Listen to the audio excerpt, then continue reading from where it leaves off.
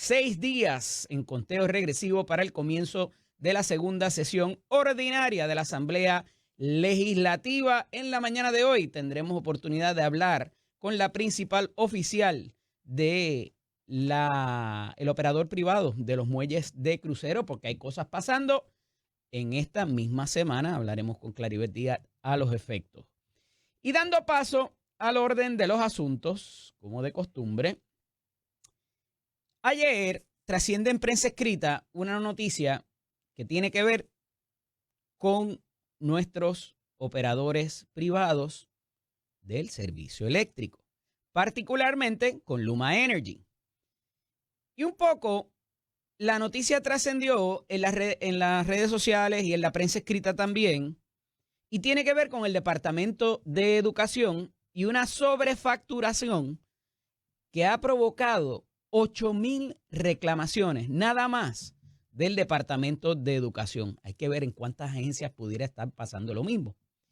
Y es que el Departamento de Educación utiliza una herramienta de inteligencia artificial para conciliar los cobros que se hacen en las facturas del servicio eléctrico a los planteles, a los edificios y a otras tantas instalaciones en control del Departamento de Educación, y ver si verdaderamente se ajusta a lo que se debería cobrar y a lo que se ha estado pagando. Y esta parte es importante porque ya escuché a algunos analistas ayer diciendo, es que quieren demonizar a Luma nuevamente porque eso viene pasando por años. Ajá. Y no los contratamos a ellos para que arreglaran muchas de las situaciones que tenemos actualmente.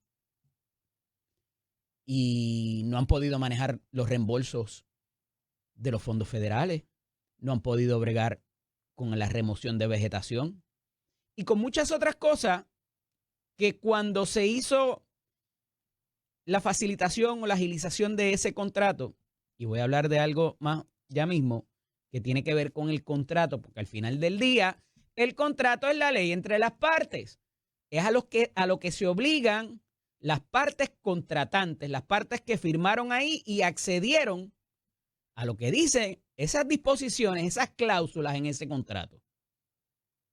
Y dentro de eso, más allá del presupuesto operativo que tienen, que ha estado en mucha controversia recientemente, porque ellos dicen que no se les está proveyendo completamente ese presupuesto operativo,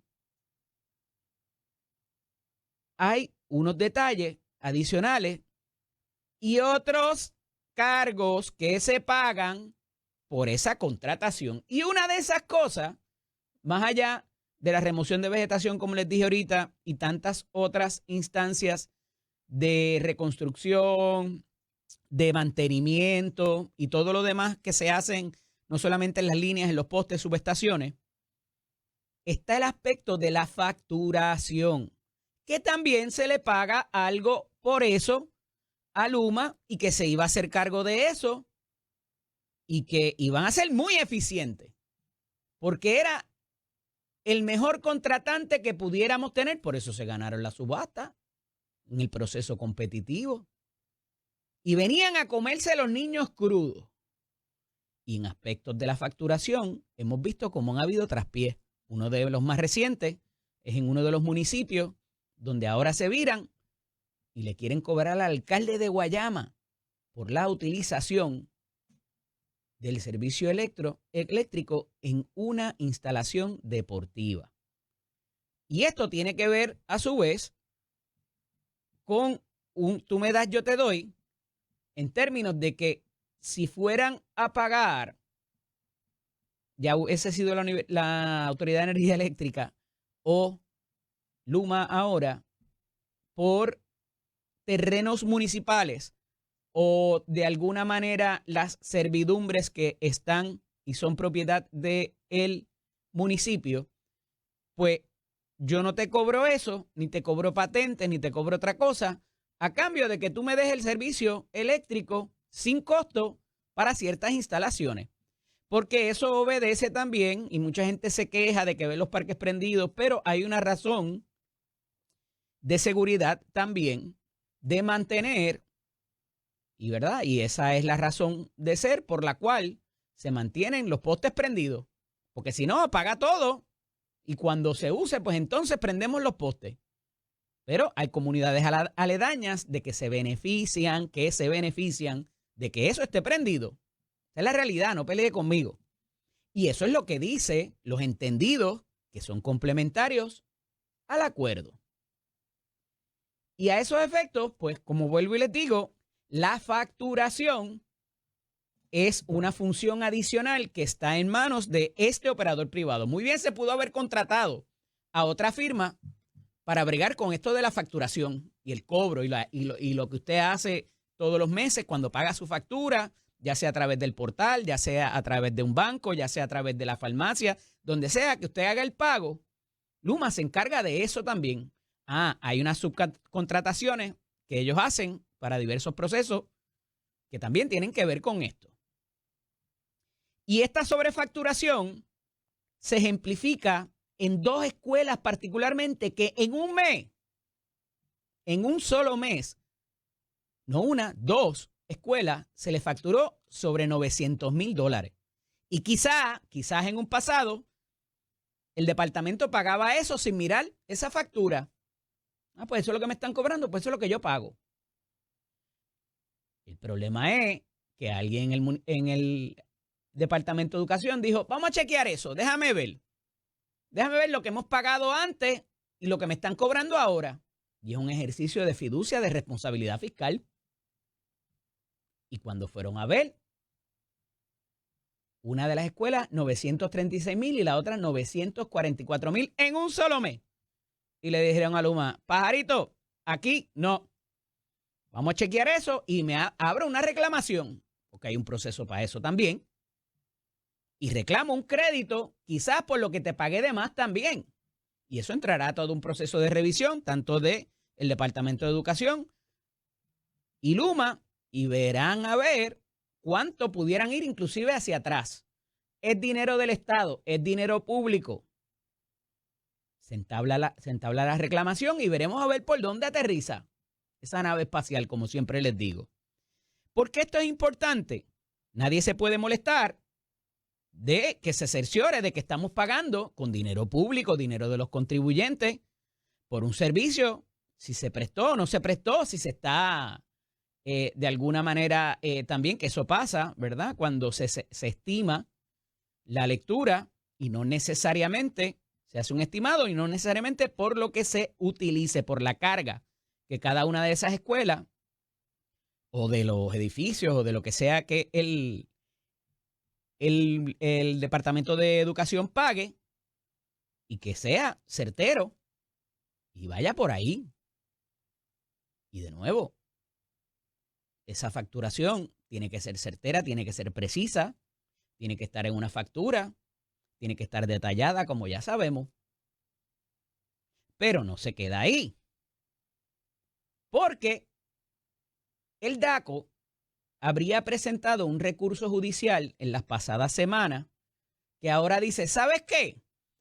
Aquí no hay nada en los hechos que amerite el tener que ir a una vista ante el tribunal de primera instancia. Vamos directo para el Supremo, porque aquí lo que hay es que aplicar el derecho. Aquí hay unos hechos ciertos que no son rebatibles. Hay un contrato que incluye unas cláusulas que le dan una inmunidad al operador privado que no tenía la Autoridad de Energía Eléctrica cuando manejaba el proceso de las reclamaciones de los abonados por enseres dañados. E inclusive la autoridad pagaba el perito para cerciorarse de que ese equipo se dañó por los bajones de corriente y no porque se le mojó o usted le metió con un bate o cualquier otra cosa. Eso existía. Y ahora Luma ha levantado que tiene una cláusula en el contrato que se firmó entre el gobierno de Puerto Rico y ellos, donde se le da una inmunidad. Yo no tengo que pagar por nada de eso y mi contrato me lo valida. Y me parece que el asunto que expone DACO tiene mucho mérito en ir directo a la aplicación del derecho, porque si bien hay una prohibición reconocida en la ley, en el derecho vigente, de que no debe haber intervención de nadie, mucho menos del gobierno, es lo que se llama el menoscabo de las relaciones contractuales entre entes privados o públicos. Una vez se firme el contrato, hay una presunción, se presume.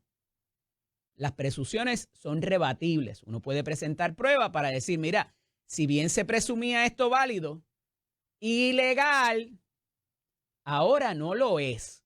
Y cuando uno va a examinar lo que dispone ese contrato, hay un proceso reconocido en ley también, donde si las disposiciones de un contrato son contrarios a la ley, la moral o el orden público, un tribunal con competencia y jurisdicción puede decir, ¿sabes qué? Eso que está ahí no es reconocido en ley. El mejor ejemplo, el que usualmente nos dan en la escuela de derecho, un comerciante, o sea, una persona no puede, por ejemplo, arrendar una propiedad comercial para dedicarse a la prostitución, porque eso es ilegal, eso es contrario a la ley, y por más que haya un contrato válido, las cláusulas que determinen que son ilegales se eliminarían, se tendrían por no puestas en ese contrato, y eso es lo que está diciendo la secretaria del DACO, Valery Rodríguez Erazo.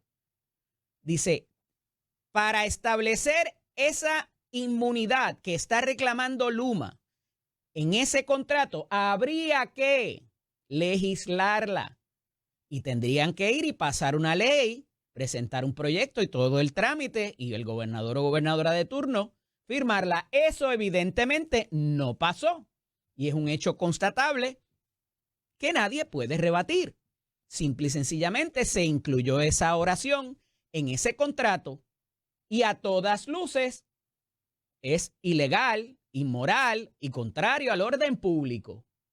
Y ante eso, un tribunal tendría que decir, ¿sabes qué? Esta cláusula no va. Por mucho que las partes hayan estado de acuerdo cuando firmaron ese contrato, para conceder esa inmunidad de la cual no gozaba la Autoridad de Energía Eléctrica, ¿a cuenta de qué se le va a reconocer a esta gente? Y yo me sospecho que un tribunal de cualquier jerarquía, sea el de instancia, sea el apelativo, sea el supremo, va a decretar eso. Entonces, ¿qué es lo que pasa? Como hay un trámite apelativo de que si el tribunal de instancia hace esa determinación, entonces pudieran ir al tribunal apelativo y tomarse el tiempo que se toma y después acudir al Supremo, pues vamos al Supremo directo. Y hay una figura reconocida en el derecho que se puede agilizar, hacer de ese trámite uno expedito y voy directo al Supremo para que sea la última palabra, la última determinación, la que reine ahí. ¿Qué pasaría entonces si se invalida esa cláusula en el contrato? ¿A qué se daría paso entonces en caso de que usted tenga una reclamación ante Luma o ante el sistema eléctrico? Pues hay unas determinaciones o hay unas disposiciones del Código Civil que establece cómo uno accede a una reclamación por el daño que usted ha sufrido.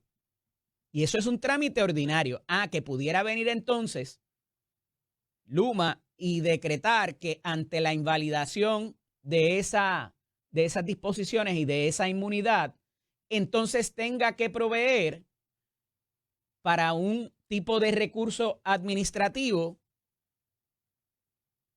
para que se procesen ese tipo de querellas o ese tipo de reclamaciones. Me sospecho que eso es lo que tendría que pasar.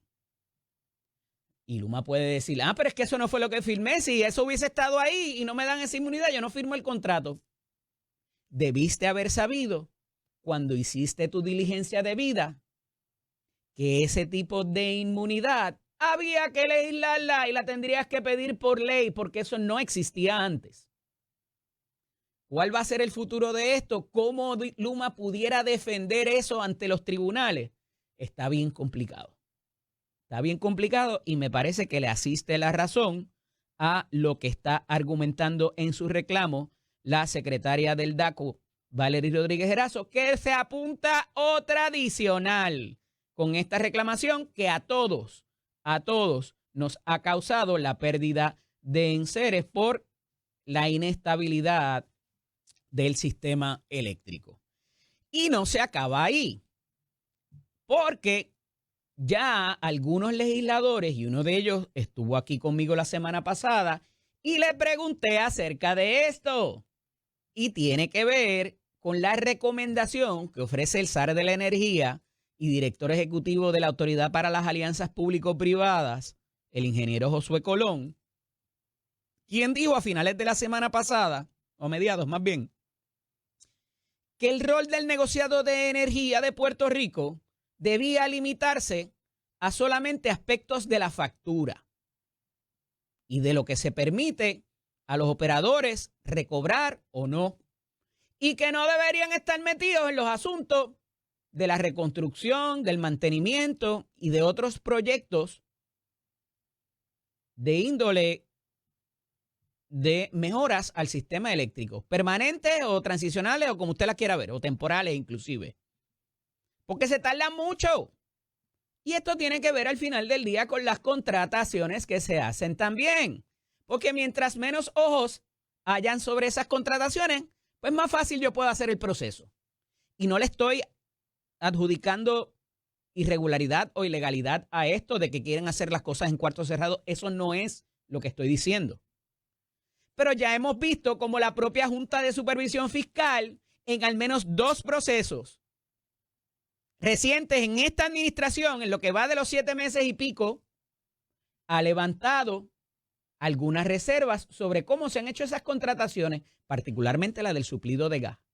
La otra, la innovación del contrato que se quería hacer con Genera también, para adelantarle 110 millones a cambio de que no bonificaran por eficiencias. 2 de esas las paralizó la Junta de Supervisión Fiscal, no el negociado. El negociado también levantó banderas para ser justo en términos del contrato ese a 15 o 20 años por los 20 billones de dólares para suplir gas natural. Y les he dicho que eso también ha provocado una molestia en la administración de turno porque parece el negociado estar distanciado de la política pública energética de esta administración. Y les he venido diciendo, y se lo repito hoy a las 6:18. Hoy, martes 12 de agosto, a las 6:18 con 39 segundos, que esto pudiera traer una recomposición del negociado de energía de Puerto Rico y que cambien los miembros que están ahí y que son los que toman decisiones. ¿Qué pasó con esto? Si hacemos un poquito de contexto, originalmente cuando se ideó cómo iban a establecerse estas estructuras fuera de la Autoridad de Energía Eléctrica para también dar paso a los operadores privados, había lo que era el negociado, pero había también una comisión, otro tipo de ente que se llamaba de política energética. Y esa gente era la que iba a determinar las mejoras que se hacían y en qué tecnología habríamos de invertir. Si era gas, si era nuclear, si era combustible diésel, si era carbón. Iban a dictar la política energética. Y no es sorpresa el que esto se esté contemplando y les voy a decir por qué. La semana pasada, ¿saben quién estaba en la Fortaleza reunidos con la gobernadora? El ingeniero Larry Selhammer y el licenciado Eduardo Batia Gautier. Y eso a mí me levantó ciertas banderas porque ¿qué pudiera haber ahí? ¿Qué quiere saber la gobernadora de estas 2 personas que fueron los arquitectos de las leyes de transformación energética? ¿Qué pudiera estar por venir? ¿Qué cambios a la estructura y el andamiaje jurídico pudiera haber tras la experiencia que hemos tenido tanto con Luma como Genera? Y me parece que por ahí humea, por ahí viene la cosa, por ahí es que se va a mover de alguna manera en la administración para facilitar los procesos que han impedido una ejecución efectiva en poder modernizar, reconstruir todas las vertientes que implican nuestro sistema eléctrico. Y esta parte es importante porque para tener desarrollo económico, para tener turismo, para traer empleo, para muchas otras tantas cosas, salud, seguridad, cualquier cosa que para usted sea importante, tiene que ver con el aspecto de seguridad, inclusive para el suplido de agua potable, porque sin las bombas no todo funciona por gravedad y las comunidades que están más altas no les llega el agua si la electricidad falla. Y nos jugamos el futuro de Puerto Rico en muchos respectos. Si esto no se mejora, con una cantidad significativa de miles de millones de dólares para lograrlo, y que solo una ínfima parte se ha podido comprometer y ya tener una planificación para esto. Así que veremos a ver, porque este andamiaje jurídico son las reglas de juego para los operadores que están o los que pudieran estar por venir. Porque hay unas alianzas público-privadas ahí que parecen que se van a firmar y que algunas de ellas también van a tener que ver con la generación, según el artículo de prensa escrita de ayer. Así que esto está bien interesante en términos de qué proyectos, porque va a haber que legislar para esto. Inevitablemente habría que pasar proyectos por la Asamblea Legislativa y estos proyectos muy bien pudieran afectar el modelo de negocio que tiene Luma y Genera también. Porque les estás cambiando, les estás moviendo el canasto. Oye, y tengo que felicitar a los Vaqueros de Bayamón que se coronaron anoche como campeones del baloncesto superior nacional. Y hay gente que está levantando su sospecha y su cosita porque, ¿verdad? Había gente enferma y la alcaldesa de Ponce había dicho que había que paralizar el torneo. Pero habían otros compromisos que impidieron la toma de esa decisión. ¿Y tú sabes quién estuvo allí cantando el himno nacional, Achero? ¿Quién? El caballero de la salsa. Cantó el himno nacional ayer junto a mi hermanita Fabiola Muñoz Ortiz en su 4. Allí estuvieron cantando el himno nacional en el 5º juego de la serie en el Rancho Vaquero. Así que felicidades a todos esos fanáticos de los Vaqueros de verdad y que no son leones haters, ciertamente. Un poco dándole paso a otro asunto que no tiene que ver con el sistema eléctrico, que por ahí fue que comencé con las noticias más recientes. Hemos visto muchos incidentes violentos en las pasadas horas. Y casi todos ellos, si no todos, tienen que ver con menores de edad. ¿Qué está pasando con nuestra juventud? Hay falta de modelos a seguir, de roles eficaces, de personas casi adultas que no se saben comportar. ¿Qué los ha llevado a eso? Los videojuegos, la música, los roles, los role models que tienen, los modelos a seguir que tienen en las redes sociales, que parece haber un endiosamiento y un culto al menor ejemplo, a la menor fajarse lo menos posible en la vida y como quiera tener éxito y dinero.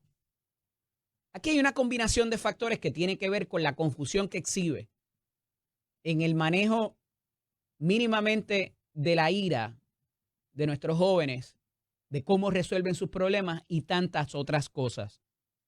Y estamos a tiempo de poder llevar a cabo un mejor ejemplo para los jóvenes que ya están en edad de tomar decisiones sobre sí y sobre otros, y también esa generación que viene subiendo. Y aquí hay ejemplos de más, de gente productiva que se ha fajado para eso. Y ahorita voy a hablar de los empresarios locales y de los decretos contributivos, que es importante. Pero me parece que se ha perdido. Y no es porque todo tiempo pasado fue mejor y mira el viejo este hablando de cosas que no sabe. No. Prende el televisor, prende las redes sociales.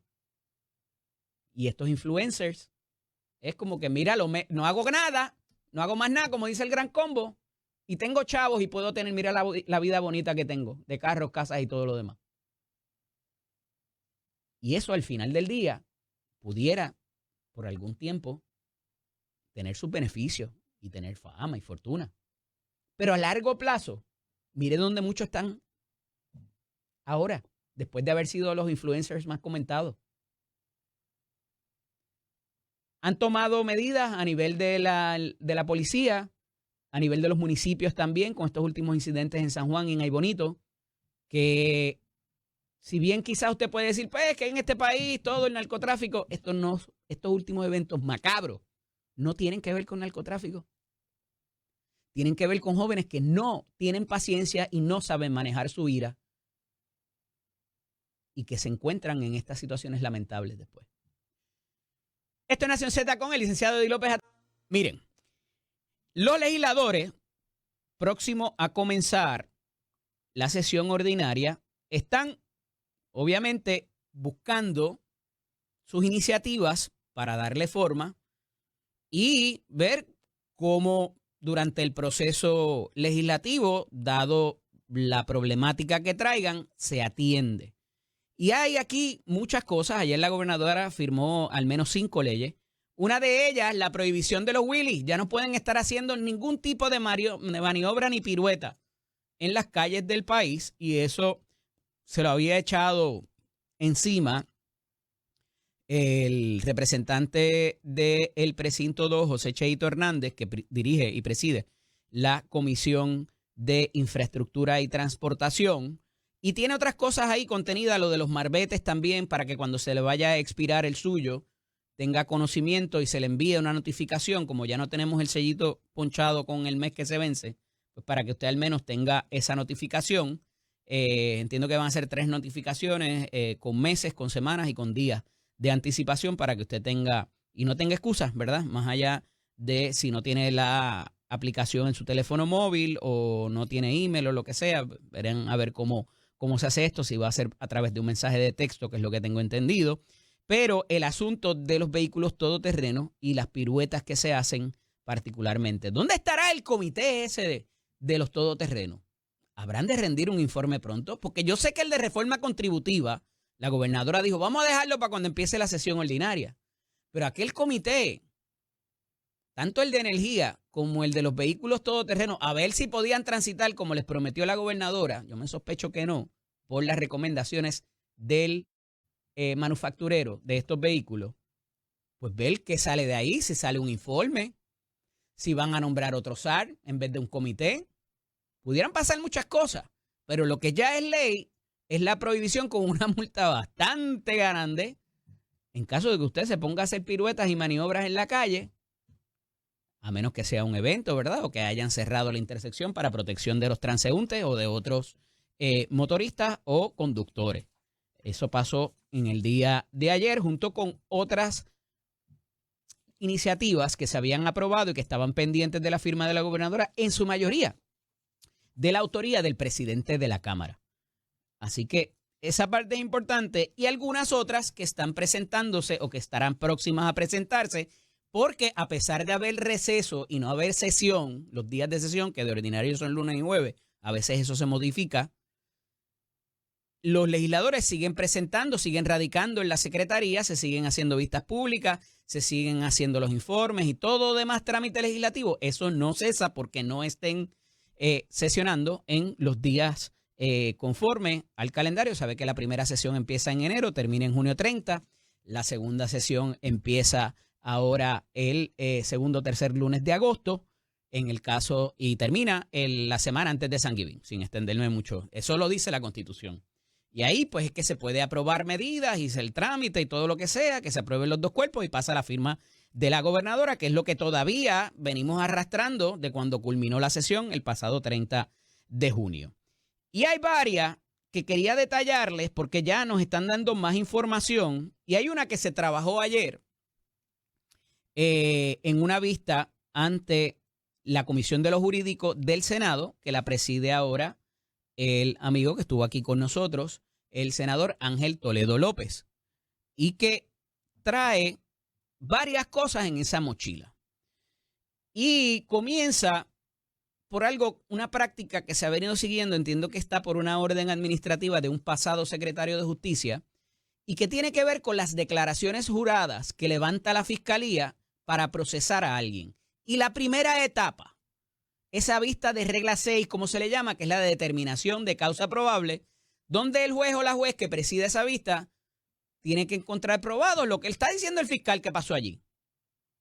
Y de cierto tiempo para acá, algunos 20 y pico de años ya, hay una práctica de presentar eso no con los testigos a los cuales debería tener oportunidad ese imputado de esa conducta a carearse, presentar prueba en contrario, permanecer callado o callada también, eso pudiera pasar. Y simplemente se presenta un papel donde dice una información que incluye la conducta, el delito que se imputa y quién obviamente la suscribe. Pero ese ser humano no está allí. Y la realidad es que como lo que se pide es lo que se llama una cintila de evidencia, un poquito de evidencia para encontrar probados los hechos, pues en las etapas posteriores dirimimos la credibilidad, careamos a las personas y vemos a ver qué pasa. Lo que pasa es que esos procesos a veces son costosos y toman tiempo. Y pudiera la libertad de una persona estar en juego. Y se presentan al menos 2 iniciativas que tienen que ver con esto para propósitos de que la fiscalía tenga que llevar allí, inclusive en esa primera vista, en esa etapa tan preliminar, a un ser humano y pararlo allí y que no sea solamente con lo que dice el papel, porque el papel usted no lo puede contrainterrogar. Y ese es un derecho constitucional de usted o su abogado, su representante legal, contrainterrogar y buscar deficiencias en el testimonio de ese ser humano, que es quien dice, yo vi lo que pasó y lo que pasó fue 1, 2, 3, 4. Y ese papel también dice, este delito, según tipificado en el Código Penal, requiere que pase 1, 2, 3, 4. Y cuando esas dos cosas se entrelazan, queda otra más, que es una identificación de quien cometió esa conducta, es ese ser humano que está enfrentando ese proceso. Y ahí que la puerca entorcha el rabo. Porque muchas veces hasta los propios fiscales se le olvida hacer esa identificación y ha pasado en casos. Mira, la conducta lo que ocurrió allí fue esto, esto y esto. Y el delito requiere esto, esto y lo otro. Sometido, señor juez o señora jueza. Y la juez o el juez dice, no causa, no determinamos causa. Porque usted se le olvidó identificar que esos hechos los cometió esta persona que está ahí parada. Y perdona que te señale, Achero. Y ante esa falta de identificación, eso es lo que requiere el Estado de Derecho. Que usted, a través de un papel o a través de un ser humano que se pare allí, diga, esto fue lo que pasó y fue el que hizo eso. Eso es lo que se requiere para esa etapa. Más adelante, si es un delito grave, viene una vista preliminar y luego el juicio. Y ahí hay una cantidad de derechos adicionales del cual les voy a hablar ahora. Porque esas declaraciones juradas las presenta la fiscalía al juez o a la jueza, pero no se las da a la otra parte. Y a veces hay detallitos ahí que faltan. Y yo, si se me está imputando algo, yo quiero saber qué dice ese papel. Y hasta ahora se ha reconocido que el imputado de delito o su abogado no tiene derecho a ese papel. Y ver qué dice ahí. Esté un ser humano que fue el que ofreció esa declaración jurada o no. Tú no tienes derecho. ¿Y por qué eso es importante? Porque cuando el abogado coge ese papel y dice, pero es que espérate, aquí falta algo. Y de momento nos está diciendo algo aquí que es contrario a lo que dice ese papel. Y el abogado, el buen abogado, va a tratar de utilizar eso para minar la credibilidad del testigo, la credibilidad de ese papel y la inocencia de su cliente. Eso es básico. Sea el delito que sea. Y tú empiezas a meterle rotitos a la teoría de ese fiscal. ¿Qué quieren estos legisladores ahora? ¿Y qué se está discutiendo? Pues la posibilidad de que esas declaraciones juradas no vengan solas. Tienen que venir, ya sea el policía, el investigador, el vecino que vio, quien sea, y se pare allí y diga, sí, ese fui yo dije esto que dice aquí, mínimamente. Y lo otro que se está tratando de legislar para cambiarse es que esa declaración jurada se le dé una copia al abogado de defensa y que pueda y tenga oportunidad para prepararse sobre lo que dice allí. y buscarle huecos a la teoría del fiscal. Y parecería que eso es bastante justo. Veremos a ver por dónde corre eso, porque ya ha habido cierta participación de personas que conocen mucho sobre esto, personas del Departamento de Justicia, que son quienes representan a los fiscales, y abogados de defensa. Pero estaba allí también el portavoz de la delegación del Partido Popular. Y ahorita vamos a hablar con él, con Luis Javier Hernández Ortiz, porque parece ser uno de los proponentes de esto. Y de nuevo, venimos hablando de esto por mucho de este asunto por muchos años, y que es injusta esa práctica. Y claro, se le va a hacer más difícil a los fiscales para probar los casos. Y va a haber gente, no, por eso el país está así, porque después de que se presenta la evidencia y va el fiscal y va el policía, el caso se cae. Lo que pasa, y esta interpretación no es solamente de nuestro sistema, ni el del sistema americano, en caso de que vengan por ahí, se le reconoce un poder al Estado para acusar e investigar y prepararse con muchas más herramientas y muchos más recursos de lo que tiene ese ciudadano que se le está imputando. Y ante ese reconocimiento de que el Estado tiene unos recursos que el ciudadano privado no tiene, y más cuando enfrenta un proceso de este tipo, pues hay que darle no ciertos aspectos de ventaja, pero una oportunidad justa de que evalúe esa prueba, haga preguntas a su acusador y presente pruebas si quiere hacerlo.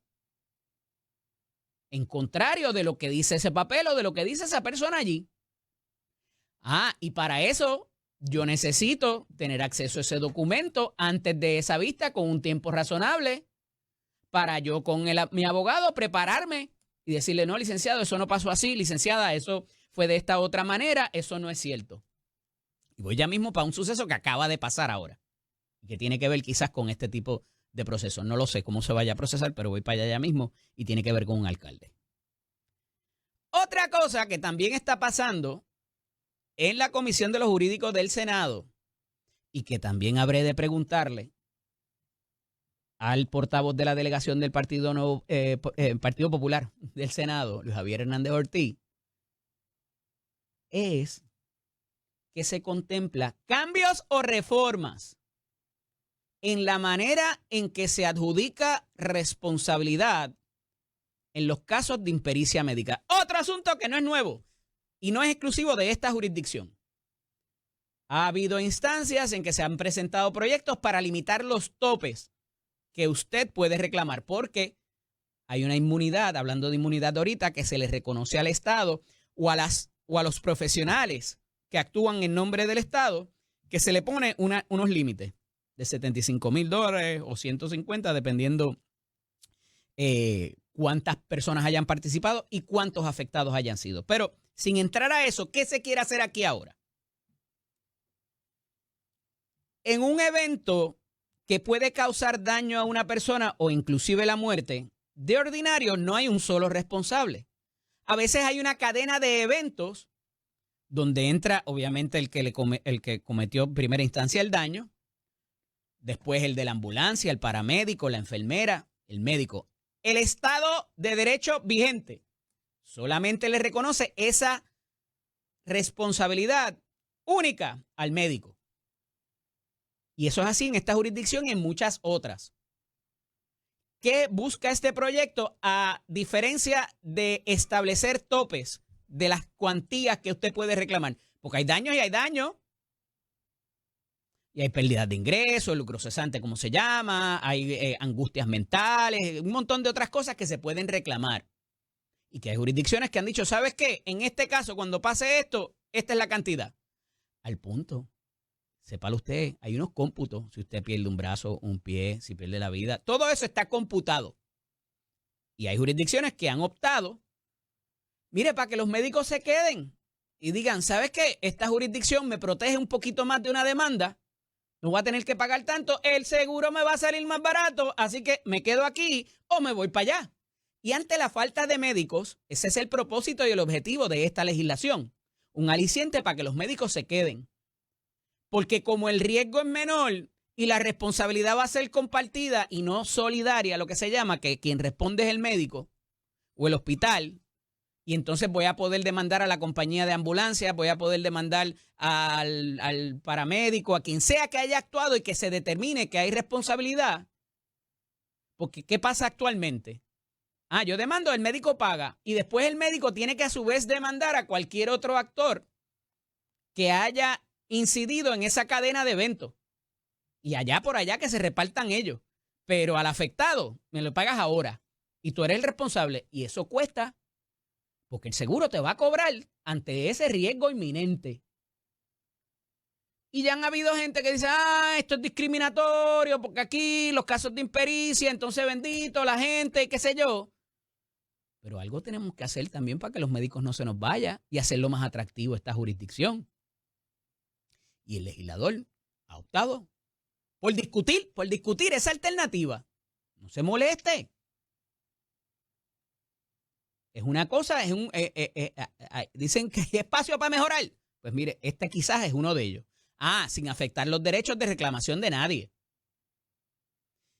El peligro con esto, igual que le doy lo bueno, le doy lo riesgoso, no voy a decir lo malo.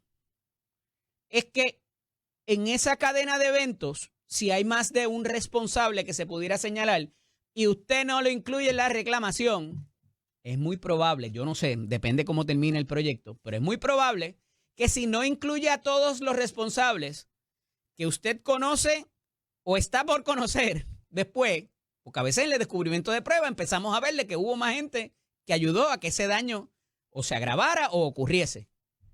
Y usted, su responsabilidad es decirle, tribunal, permiso, tengo que enmendar mi reclamación para incluir a este y a este otro, o a esta y a esta otra. Eso es lo que requiere el derecho. Porque si usted no incluye a todos los responsables, hay lo que se llama la falta de una parte indispensable. Y en su día, si el tribunal baja una sentencia y esa persona no está ahí, se le pudieran afectar derechos a ese tercero que no tuvo oportunidad de defenderse en el pleito.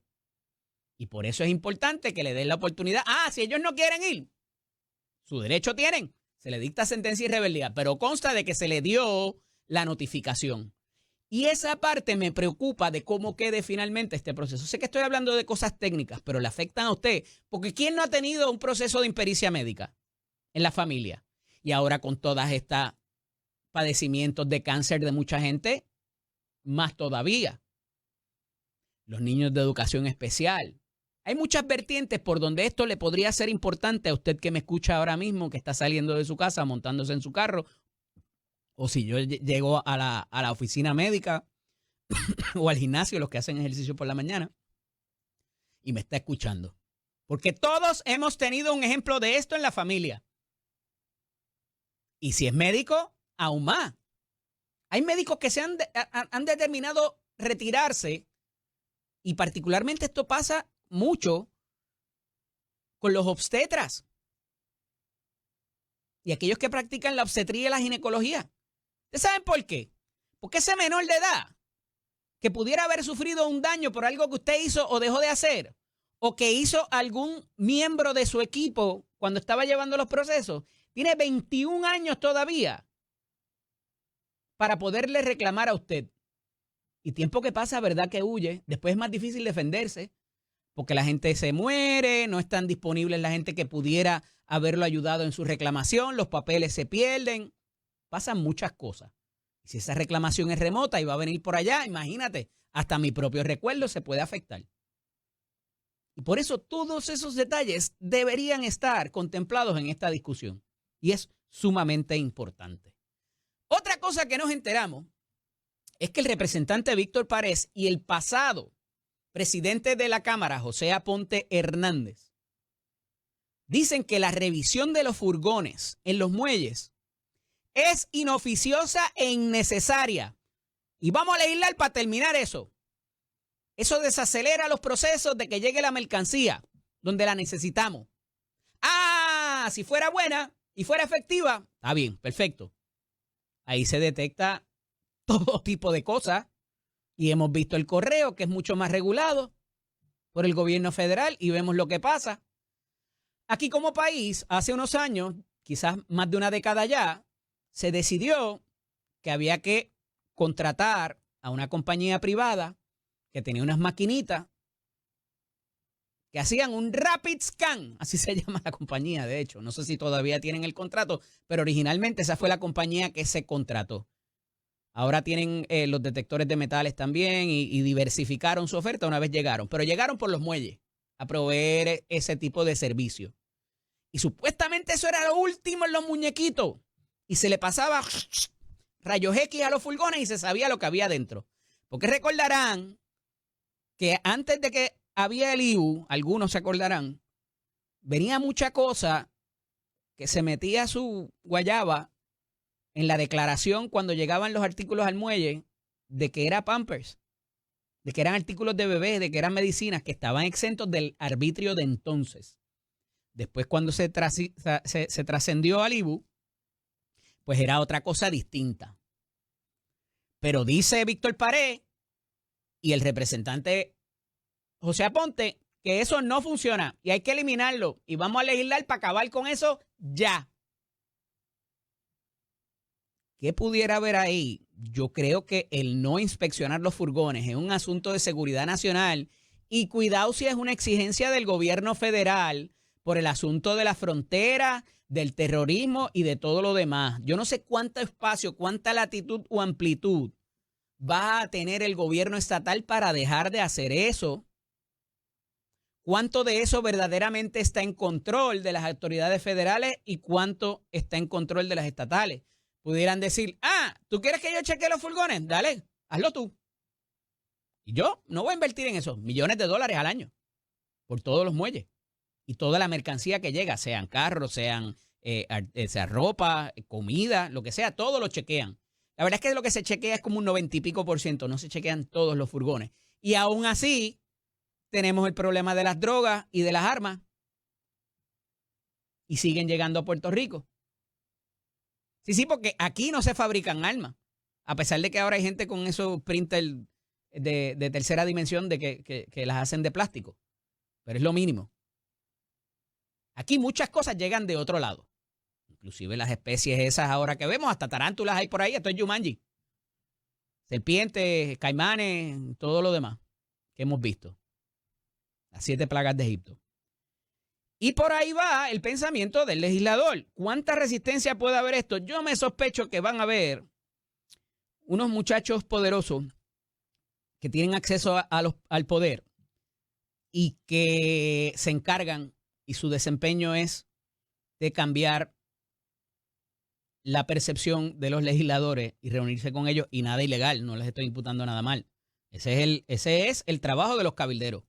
Alguien los contrata, vete y dile al que toma la decisión que esto es así basado y se llaman grupos de interés, porque hay un interés y el interés obviamente es hacer dinero, porque aquí hay un operador privado que trabaja con esas máquinas y yo estoy seguro que más de uno o una recibirá una visita, decir, mira, pero es que aquí hay un riesgo, que si eso se deja de hacer, la tecnología ha cambiado, muchas otras cosas que siempre se traen, argumentos que se traen para la discusión de los proyectos. Así que esto apenas comienza, me estuvo curioso, porque vuelvo y repito, no me consta de que sea aún la compañía que originalmente se contrató para eso, no recuerdo que haya habido algún cambio, y es de originalmente los promotores de esa compañía y de esa tecnología era gente muy allegada a las filas del Partido Nuevo Progresista. No les estoy adjudicando nada de irregular ni nada de ilegal, no es lo que estoy diciendo.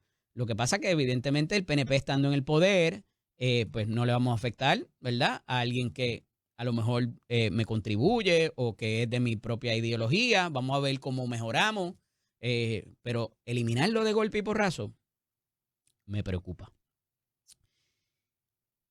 Les hablé ya de lo de las vistas de determinación de causa probable y llegamos al asunto con el alcalde de Naranjito. Y esto es importante, porque lo que se le está imputando a Orlando Ortiz Chebrez, a quien conozco a su esposa, un tipo muy correcto, Es mi apreciación. Ha habido gente que parece así, después no. Pero estos hechos que se le imputan y que se le provee y provoca una asignación de un fiscal especial independiente, no sé, por lo menos de lo que se revela en el artículo de prensa escrita, no sé. Hay cosas que me levantan bandera. Que fuera el propio alcalde, sí lo sé, que fuera el propio alcalde, junto al comisionado municipal, que llevaran a alguien a un colegio de votación en una primaria, el día de la primaria, que el alcalde tiene tantas cosas que hacer, ya ahí como que me cuesta trabajo creer. Lo segundo, que haya entrado al colegio de votación el alcalde con esa señora que supuestamente le dio pon al colegio. Que después de eso la señora haya votado una papeleta y que el alcalde alegadamente se la arrebató delante de los funcionarios de colegio y de otras personas que estaban allí, la rompió, cogió él otra papeleta y la votó por ella contrario a la decisión o a lo que ella quería. Con más gente allí presente, me cuesta algo creer ese tipo de cuento, de historia. Veremos a ver por dónde se aterriza y qué testigos haya sobre eso. Pero mínimamente le provoca una situación de investigación y una designación de un fiscal especial independiente. Cuando regresemos de la pausa, hablamos con el portavoz de la delegación del Senado del Partido Popular Democrático, Luis Javier Hernández Ortiz, para que nos hable de estas cosas, porque él participó de esa discusión, particularmente la de la impericia médica. Creo que nos va a tener mucho que decir. Esto es Nación Z con el licenciado Eddie López. Como les dije antes de irnos a la pausa, está conmigo por la vía telefónica el portavoz de la delegación del Partido Popular Democrático en el Senado, Luis Javier Hernández y Ortiz. A ver si trae el pique. Buenos días, senador. Buenos días, Eddie. Saludos para ti y para todos y muchas felicidades por ese nuevo inicio del programa desde el lunes en adelante, que curiosamente coincide. Que cuento contigo, by the way. y que curiosamente coincide con el inicio de la sesión legislativa. Sí, señor. Pero decía en el segmento anterior, senador, que el trabajo legislativo no está en receso. Hay vistas públicas y una de ellas se llevó ayer en el Senado. Entiendo que su señoría participó, según detalla la prensa escrita. Y hay al menos 3 proyectos que me interesan. Di el contexto en el segmento anterior para poder pasar a la discusión con usted, con cosas que me preocupan en algunos de ellos, ¿verdad? Y vemos esto, vamos a tomar el de las declaraciones juradas y el acceso que pueda tener un imputado de delito, porque me parece importante para lo que se viene haciendo ya por casi 2 décadas o por más de 2 décadas por el Departamento de Justicia, particularmente las fiscalías, la instrucción que tienen los fiscales de erradicar los casos con una declaración jurada sin un ser humano que se presente allí y que pueda ser contrainterrogado. Bueno, lo primero es el contexto histórico de por qué presento esta medida y por qué pertenezco a la Comisión de los Jurídicos, ¿verdad? Muchos me conocen como senador, algunos como alcalde y presidente de la asociación, pero a lo mejor algunas personas todavía desconocen que yo llevo 20 años siendo abogado, o sea, y abogado litigante. Yo antes de ser alcalde estuve 10 años en práctica privada y litigué en el área criminal, civil, administrativa, corporativa, yo vi de todo. Y prácticamente, precisamente, mi experiencia en lo criminal, particularmente lo que es el proceso de regla 6, este careo, esta oportunidad que se le debe brindar a la persona de que tenga acceso a revisar la declaración jurada, para que como el abogado pueda utilizarla también para el proceso de contrainterrogatorio, pues es importante. No se hacía, o sea, no se hace. Para que tenga una idea, ¿verdad? Si a ti o a algún ciudadano lo encausan y la fiscalía presenta una declaración jurada de una persona, pues tu abogado no tiene derecho a revisar y tener acceso y copia a esa declaración jurada para contrainterrogarlo o hacer algún careo. En esta etapa de los procesos, no. Esa ha sido la determinación. Claro, y entonces pues, esto ha sido una lucha de los sectores que defienden a las personas y la presunción de inocencia particularmente, sí. Pero se ha intentado y no se ha logrado. ¿Cuál es la diferencia ahora? Bueno, que el Tribunal Supremo creó un comité asesor para revisar las reglas de procedimiento criminal, y como parte de esa revisión, una de las recomendaciones que está haciéndole al Tribunal Supremo es precisamente que se enmiende esta regla para que el acceso a la declaración jurada sea desde la regla 6. Así que en esta ocasión tenemos no solamente el apoyo de los sectores litigantes, pues yo sé que el Departamento de Justicia siempre se va a oponer, ¿verdad? El Departamento de Justicia por los siglos de los siglos ha dicho que no quiere convertir la regla 6 en un mini juicio. Ajá. Bueno, pero lo que pasa es Eso que le iba a nosotros decir, porque tenemos que... complica también, le complica al juez, le complica a la otra parte también. Bueno, pero es El que aquí, fiscal a lo mejor lo va a aquí, pensar 2 veces antes de pues, erradicar un caso. Hay muchas cosas que se desprenden bueno, de esto, ¿no? pero ¿qué es lo importante aquí? El Ujú. acceso a la justicia, ¿verdad? Que se sepa la verdad, que no se expongan a personas a un proceso innecesario, que los abogados e incluso la parte acusada tenga la oportunidad de defenderse desde el inicio. ¿Tú sabes cuántas personas han tenido que pasar por procesos legales innecesarios? Simple y sencillamente porque tuvieron que esperar a la vista preliminar para tener acceso a la declaración jurada y determinar que con ella misma podía haberse defendido en una regla 6. No solo eso, que pudiera depender tu libertad de ellos. Por Y de supuesto, muchas momento de estas quedar personas enjauladito. pasan Ujú. pasan por un proceso de fichaje, costos legales. Se te daña el récord. Claro, entonces Ujú. esto por primera vez tiene más fuerza que antes. Yo sé que esto lo he intentado en muchas ocasiones, pero nosotros al constatar que el propio comité asesor del Tribunal Supremo está recomendándolo, pues mira, yo creo que ahora tenemos una gran oportunidad que por fin se le haga justicia al sistema y tengamos un sistema mucho más completo. Así que yo creo que tenemos una gran oportunidad que esta medida, que es muy necesaria, muy importante, va a cambiar por completo el proceso de la regla 6, claro que sí lo va a cambiar, pero para beneficio de las personas. Senador, ¿con cuánta anterioridad se contempla que se le va a entregar la declaración jurada a la otra parte? Yo asumo, ¿verdad? Esa parte tengo que revisarle el proceso, pero yo entiendo que es que se le entrega el momento allí para que la persona pueda revisarle y hacer el Y tengan contrainterrogatorio. una copia en la mano durante dure la vista. Correcto, exactamente, Y el hecho de exactamente. que no se presenten los casos por declaración jurada y tengan que llevar a un testigo de los hechos imputados. Bueno, es que por lo general siempre se recomienda, ¿verdad? Que la fiscalía presente los testigos allí Ay, para el bendito careo. senador, usted sabe lo que Pero, pasa. Mire los pero, casos de pero, violencia doméstica que no va ni un claro, fiscal, o no pero iba, porque ahora se supone que vaya. Ujú, precisamente Eddie, por eso es que estamos haciendo esta enmienda, porque en muchas ocasiones los casos se ven por declaraciones juradas ujú. y el abogado no sabe nada de lo que ha dicho esta persona por declaración jurada, solamente el juez que hizo la determinación. Y yo quiero tener la Y oportunidad también de minar quizás la credibilidad de lo que dice ese papel versus lo que está diciendo ese ser humano allí en ese momento.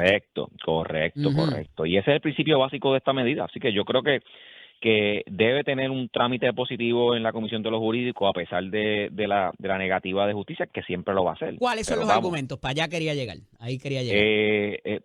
Peligrosidad, seguridad del testigo, quizás. no, ¿Qué básicamente el argumentaron? planteamiento de ellos es que convierten la regla 6 en un mini juicio, ¿verdad? Porque si el planteamiento de justicia siempre ha dicho, no te preocupes, si en BP yo te envío la copia de la aclaración y te preparas. Y yo digo, bendito, pero es que la parte pudo haber tenido la oportunidad de no exponerse a una regla 6 innecesaria. Eso es así. Así que ese es el principio básico. Aquellos que hemos litigado y que hemos trabajado en lo criminal, sabemos que esto es un cambio trascendental en beneficio de la defensa de aquellos que son inocentes. De lo que yo Aquí estamos. recuerdo, por lo menos esos son directrices que estaban contenidos en una orden administrativa, si mi memoria no me falla, era de Roberto Sánchez Ramos, cuando era secretario de Justicia. Me parece que fue cuando se empezaron a hacer estos procesamientos a través de órdenes de declaraciones juradas. Sí, Más o menos para y esa real, época, ¿verdad? claro, bueno, no tengo No me venga a esa decir que memoria usted era histórica chiquito tuya. para eso y no se acuerda. Yo, Yo estoy seguro que yo usted era abogado para esos tiempos. bueno, yo me hice abogado en el 2004, Ok. así O sea, que usted salía, yo entraba. Yo estudié exactamente, viejo. exactamente. Ajá. Pero lo cierto Ajá. es, como te dije, que hay muchas personas que inocentes, por supuesto, porque Sí. esto no es para defender a los delincuentes, aquellos que cometieron el delito, pues con o sin van a encontrar causa en la regla 6. Aquí lo importante es que personas no sean expuestas a procesos innecesarios de una vista preliminar o una determinación de causa sin tener la oportunidad del careo, ¿verdad? Por completo, incluyendo las declaraciones juradas, que son muy importantes. En muchas ocasiones son el único testimonio que se presenta por la policía o por el fiscal para sostener una regla 6. ¿Algún argumento que le haya presentado la Fiscalía del Departamento de Justicia que usted diga, esto me convence para no hacerlo. No, vuelvo y te digo, o sea, en esta ocasión Ujú. yo presento esta medida con la convicción, ¿verdad? Y A buscar con la el vaqueo, ponencia, senador, a ver qué dijeron. pero en esta ocasión la presentó con el vaqueo Ajá, del propio comité asesor del Tribunal Supremo, o sea, ok. nada más y nada menos. Así que yo creo y obviamente el Colegio de Abogados la apoya, la Ya. Asociación para Asistencia Legal, todas aquellas personas que defienden los derechos de las personas inocentes. Y esto había sido Eh, validado por el Tribunal Supremo, pero una composición previa del tribunal para propósitos de si se debería entregar tanto la declaración jurada como si se podían presentar los casos por declaración jurada estrictamente ¿no? o Por lo menos, como exclusivamente. te dije, el comité que estaba el comité del Tribunal Supremo que está Ujú. revisando la regla de procedimiento criminal está recomendando esta medida. Así que eso debe persuadir a la Comisión de los Jurídicos para que pueda darle un informe positivo a esta medida y podamos votar a favor en ella en esta próxima sesión. Senador, otro proyecto que se estaba discutiendo y le soy honesto, cuando lo vi, también está en la Comisión de los Jurídicos y pensé en usted y después seguí leyendo la noticia y vi que estaba, ¿verdad? En términos de lo que es los procesos de impericia médica y de cómo ajustar la responsabilidad y quizás lo que están promoviendo los dos proyectos que hablamos ahora están en contra de este otro porque pudiera ir en contra de los derechos de las personas que buscan una reclamación tras en un evento de daño o de daño corporal o de la pérdida de una vida. ¿Qué hay con eso? Sí, pero lo que pasa es que es otro proyecto que lo que busca es, Ese ¿verdad? también lo está promoviendo usted. Mejorar, no lo estoy promoviendo yo, pero Ok, estoy en la comisión y he sí, visto el propósito de la medida y me parece correcto. ok. ¿Por qué? Porque en muchas ocasiones, ¿verdad? Esto es la acción de nivelación que existe, ¿verdad? Cuando a ti alguien te ocasiona un daño, según el Estado de Derecho actual, tú puedes ir contra cualquier de las personas que te causó el daño, le puedes exigir el total de la magnitud de los daños que tú sufriste Y después y que se la resuelvan persona ellos, lo expliqué y ahorita. Sí. exactamente, y la persona que tú acusaste o incluiste en la demanda, pues puede traer en acción de nivelación a otras De partes. Yo me hecho, y pregunto, tienes que, todos los que conozcas o durante el proceso conozcas que fueron responsables, tienes que traerlos y notificarles acerca de la reclamación para que se puedan defender, porque si no, te lo desestiman por falta de parte indispensable. por eso, pero Ujú, en esta ocasión lo que estamos buscando, ¿verdad? Es que la persona que trajiste, si trajiste solamente a una persona, ujú. que responda por el porciento de los daños que ocasionó esa persona. O sea, tú no tienes por qué, esto es para evitar, ¿verdad? Que Que uno se quede no. aguantando el palizo sucio, uno solo. Claro, entonces, o que una persona pues traiga única y exclusivamente a la persona que entiende que le puede pagar todo y el que le causó el daño por completo real, pues esté por ahí por la libre, ¿verdad? Y sin ninguna responsabilidad. Entonces, después la persona que tú acusaste y que demandaste tenga que estar en esa acción de nivelación contra otra parte. Esto es una Aquí vertiente de lo que le llaman la negligencia contribuyente, que por muchos años el tribunal se había negado a reconocer, el Tribunal Supremo quiero decir, y que de cierto tiempo para acá se vienen ajustando esos porcentajes de culpa, lo cual antes era una condición desestimatoria para cualquier reclamación que se presentara. sí, pero se ha permitido en muchas ocasiones, como Ujú. te dije, que la parte que sufrió el daño pueda ir en contra de una sola parte para exigirle el La total totalidad, la la solidaridad de la... totalidad Ujú, y eso pues en un sistema como el nuestro pues no es justo, punto. Yo por eso es que se está haciendo la medida, no es mía, como te dije, ujú. pero entiendo que es una medida muy buena. Funcionará como aliciente, que me parece que es lo que hay el propósito, lo mencionaba ahorita también, senador, en términos de que los seguros de impericia médica bajen en su costo y le provea al médico un aliciante para que se quede aquí en Puerto Rico. Sí, pues, tú has dado en uno de los ejemplos que muy bien puede ayudar a la clase médica, o sea, aquí pueden haber muchos responsables y entonces pues el médico es el que responde, paga la totalidad de la reclamación y eso aumenta dramáticamente el costo de de la fianza, Ujú. haya sido o no haya sido responsable y tenga que ir en acción de nivelación contra quien sea, el hospital o otro médico especialista o un enfermero, quien sea. Sí, porque no se queda Eh, ahí así, eso se hincha. Claro, no, porque para propósitos Ajá. de la aseguradora, ellos te van a verificar tu fianza o tu póliza en Ajá. base a lo que tuvieron que pagar. Así que yo creo que esto también ayudaría mucho, ¿verdad?, a la clase médica para que pueda tener un aliciente en el área del pago de seguro. Di el mejor ejemplo ahorita, no sé si me equivoco o va a coincidir conmigo, en un evento, ¿verdad?, donde ocurre una agresión, pues está el caso criminal, pero pudiera haber un caso civil luego y uno demanda a la persona que me provocó la agresión. Pudieras demandar al de la ambulancia, al paramédico, a la enfermera que te registró, al hospital. Pero hasta ahora mismo, la realidad es que tú demandas al médico y que el médico se encargue entonces de probar que otros actores participaron y tuvieron responsabilidad Correcto. también. Eso es lo que se busca aquí. Ese es el mejor ejemplo, porque la persona va donde el médico y cuando realmente debió haber hecho una evaluación más extensa e incluir a todas las partes que respondieron y que cada cual responda a proporción de su grado de responsabilidad. Sí, ya me están escribiendo algunos amigos que bregan con seguro que evidentemente esto va a provocar que la póliza salga más económica. Así que, Muy bien. oye, si esto funciona como un mecanismo para eso, ciertamente lo necesitamos, senador, para Seguro que poder sí. hacer que, porque invertimos en ello. Subsidiamos, aunque no se vea, esa educación más barata que en cualquier otra jurisdicción. Así que vamos a darle un dulce para que se queden más allá del decreto contributivo también. Claro, es que para mejorarle y que los médicos se puedan quedar en Puerto Rico, va más allá de créditos contributivos y otras cosas. O sea, la realidad del caso es que muchos médicos quieren quedarse en Puerto Rico por diversas razones. Y yo creo que esto, ¿verdad?, el grado de responsabilidad que en muchas ocasiones ocasiona una demanda es una de las múltiples razones por las cuales se van fuera de Puerto Rico. Senador, no hay luz, no hay agua, la culebra, las tarántulas, los tiburones, todo esto ocurrió en el mes de julio y principios de agosto. Y yo digo que eso no es casualidad y que aquí pudieran haber otros eventos de otra gente provocando estas situaciones. Pero para propósitos del comienzo de estos 6 meses o 7 meses y piquito ya de la administración, ¿qué nos puede decir y qué nos espera para entonces la hoja de ruta que han trazado para la próxima sesión ordinaria? Bueno, yo tengo y lo que se ha firmado esta semana también. El jueves tengo el caucus legislativo de mi delegación para examinar, ¿verdad?, cuál es la hoja de ruta de comienzo. Como hicimos en la primera sesión, nosotros vamos a comenzar con medidas, o sea, con propuestas. Nosotros fiscalizamos, ciertamente nuestro rol principal como oposición y como una oposición de tan solo 5 senadores en un grupo de 19 que ellos tienen la amplia mayoría para barrer en cada medida, como ellos dicen. Pero nuestro rol principal siempre va a seguir siendo la fiscalización. No obstante, nosotros siempre hemos comenzado nuestras primeras sesiones con propuestas.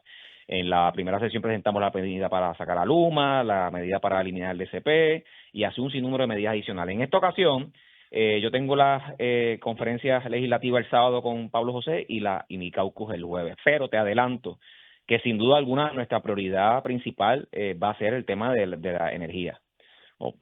Que lo tengan bien claro el país. Obviamente todavía al día de hoy, 6 o 7 meses de administración, no tenemos un plan estratégico energético que podamos decirle, por aquí es que nos lleva a la gobernadora, que no sea por el barranco. Tenemos una crisis con el tema de Luma, no se comenzó en estos 6 meses el proceso de cancelación del contrato, no se creó ni la dichosa ley del SAR. O sea, aquí mencionamos a José Colón como el super SAR de la energía, pero el del SAR de nombre, porque la oficina nunca se creó.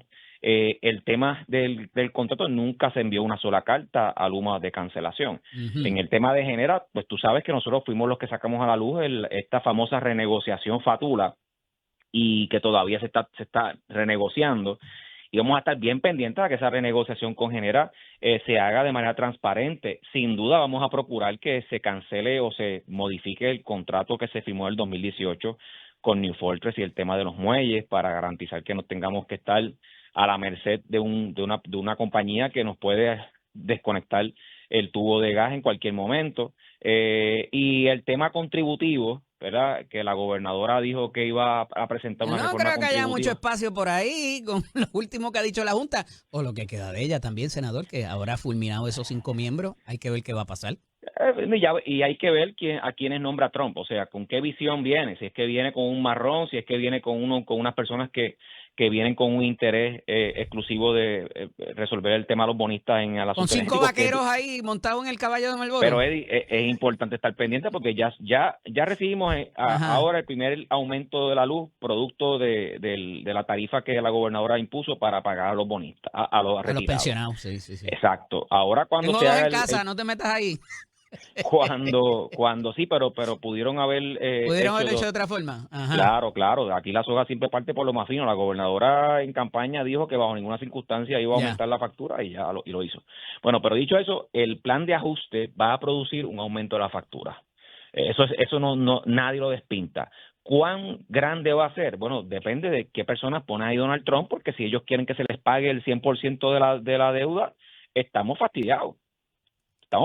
Así que ahí hay que ver a quién Donald Trump pone, si realmente pone a alguien que esté pendiente a los bonistas o está pendiente al país. Mire, senador, Yo me inclino a lo primero.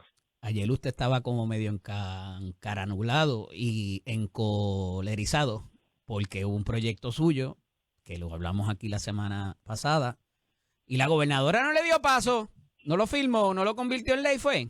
¿Qué pasó ahí? Bueno, la Comisión de Educación le dio un informe negativo a un proyecto que me sorprendió mucho porque era un proyecto que todo el mundo había reseñado. De hecho, tuvimos hasta una primera portada en un medio, en un medio Ni el noticioso PIB se de la opuso, prensa. tan No, siquiera. todo el mundo estaba a favor. ¿Y quién va a estar en contra de que se ¿Y qué sé qué? establezcan ¿Qué había ahí? mecanismos? ¿Qué había en esa Bueno, mochila de ese proyecto? el proyecto era las escuelas de inclusión, que es un Ujú. proyecto que viene de mi experiencia con mi hija Victoria Sofía, pero también de escuchar a los sectores de diversidad funcional, particularmente aquellos que atienden las quejas de los estudiantes con autismo. Hay muchos estudiantes de educación especial. O sea, la educación especial, la corriente sigue expandiéndose. Cada día son más estudiantes en la corriente de Diagnosticado. educación Ujú. especial. Claro. El problema que tenemos en educación es cómo ponemos los recursos en beneficio de esa población. ¿Qué Hay ordenaba hacer mucha, ese proyecto? este proyecto lo que está evitando es el dichoso mal uso del remedio provisional, que no es otra cosa que el departamento reconozca que no tiene los servicios en la escuela y se tienen que brindar fuera de la misma, Ok. especialmente el área de las terapias. Bueno, yo tengo historias Eso no es personales y necesariamente malo, senador, porque de verdad, a veces la escuela no es el lugar propicio para cierto tipo de terapia, ¿o sí? Bueno, Usted sabe más de eso que yo. mi experiencia con mi hija es que gran parte de las terapias es innecesario sacar al estudiante de la Sí. escuela, perder tiempo lectivo, Ah, bueno. cuando son terapias que puede recibir en la misma institución. Por ejemplo, terapias del aula, terapias ocupacionales, terapias físicas, que pueden allí mismo venir el recurso a la escuela a realizarlo. Segundo, antes la cuestión era que no había espacio. Bueno, ahora hay espacio de sobra con la merma de estudiantes, los salones cerrados, escuelas cerradas.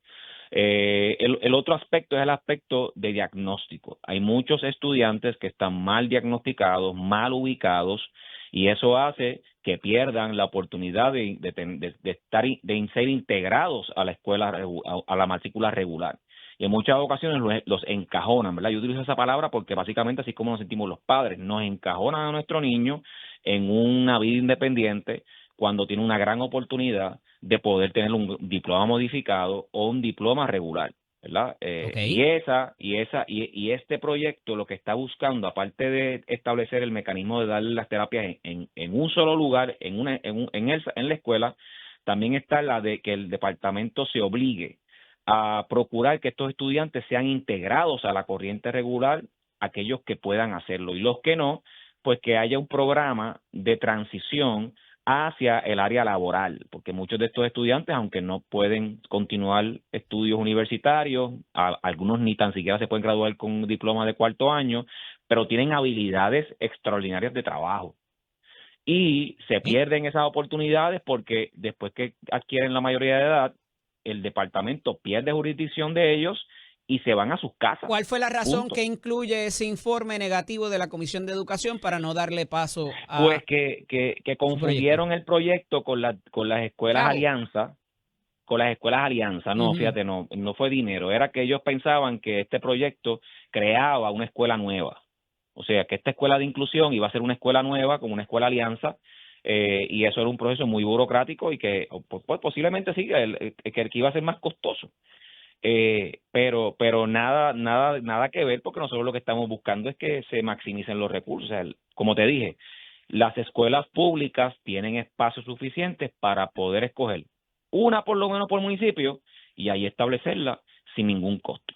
Al contrario, esto podría ser hasta un ahorro sustancial en la provisión de servicios. Con ese informe negativo murió, ¿la va a volver a presentar? ¿Cuál es el futuro de No, esto? yo lo que hice fue, obviamente, ni corto ni perezoso, yo verifiqué los 2 informes negativos que tenía Ajá. o con algunas quejas y las modifiqué. Todo lo que me presentaron en los informes negativos, nosotros lo atemperamos a esta medida. Esta medida viene bulletproof. Así que ahora sí que se tiene que aprobar. Senador, gracias por estar con nosotros. Lo espero la semana que viene por acá para hacer lo que tenemos programado. Claro que sí. Ya tenemos el ok. Dios mediante vamos a tener la guerra de los portavoces. Muy bien, me gusta. Abrazo, como Prepárense. Senador Cuídense. Luis Javier Hernández y Ortiz, portavoz de la delegación del Partido Popular Democrático en el Senado de Puerto Rico. Cuando regresemos de la pausa, vamos a hablar un poquito de turismo y de la condición de los muelles y algo que va a pasar esta misma semana. Claribet Díaz con nosotros, la principal oficial ejecutiva de Global Ports, la gente que maneja nuestros muelles de crucero.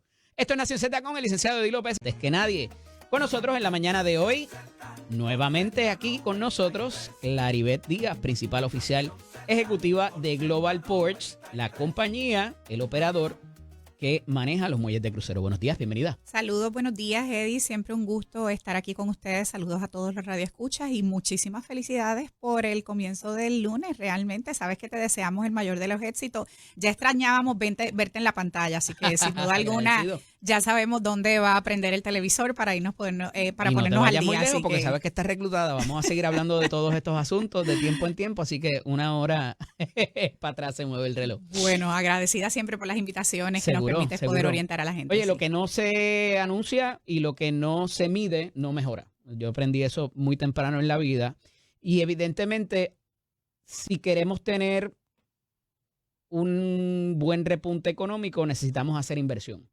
Y a eso se han dedicado ustedes en tiempos recientes y ya estamos viendo algunos de los resultados. Van a venir cosas adicionales, pero ¿qué está pasando actualmente en los muelles de crucero, las inversiones recientes? ¿Qué se ha mejorado?